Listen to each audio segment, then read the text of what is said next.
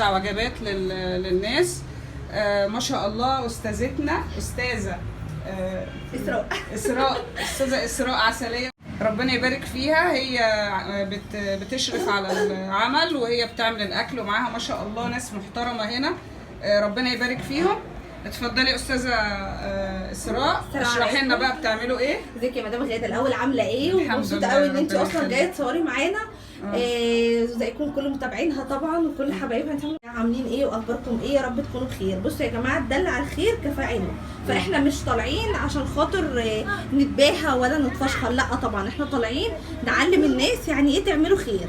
ما هو اعمال خير كتيره جدا، انا ممكن يكون معايا فلوس اصلا بس مش عارف اوظفها صح، مش عارف احطها فين، فاحنا طالعين نقول لكم اللهم بارك نعمل خير ازاي. نعمل خير ازاي؟ ان احنا ممكن يكون معانا فلوس، طب نعمل بيه ايه؟